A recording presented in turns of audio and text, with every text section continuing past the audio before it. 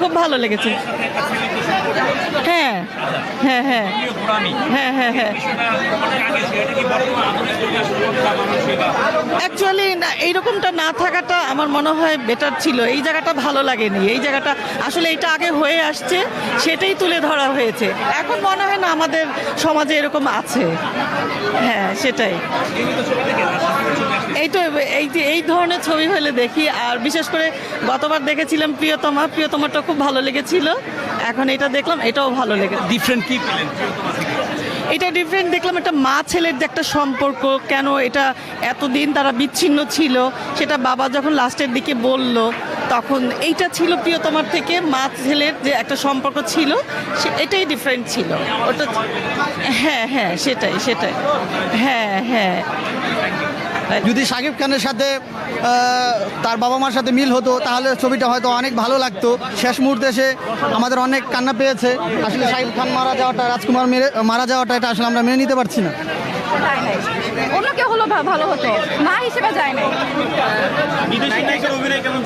ভালো ছিল, নতুন একটা মুখ বাংলাদেশে, ভালোই লাগলো। হ্যাঁ না ছিল, ভালোই ছিল মোটামুটি। দেখবো না আবার 10,000 দিতে পারি, যে ভালো লাগছে। অসম্ভব ভালো। শাকিব খান একদম অতুলনীয়, ওনাকে কেউ বিট করতে পারবে না, একদম 100-এ 100। কি পেলেন রাজকুমারে? অনেক কিছু পেলাম।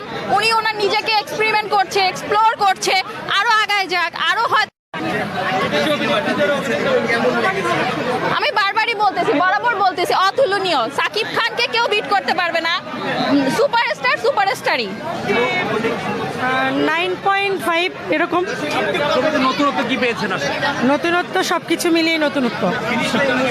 হ্যাঁ ভালো ছিল। ভালো ছিল। ওটার মধ্যে মেসেজ ছিল যে আমরা মানে কথায় কথায় আমরা যেমন দিয়ে ফেলি, যে ওইটার একটা ছবি যারা দেখবে তারা একটা মেসেজ পাবে শেষের দিকে, যেটা আমাদের বাস্তব জীবনের সাথে অনেক জড়িয়ে। মানে এটা উচিত না ওই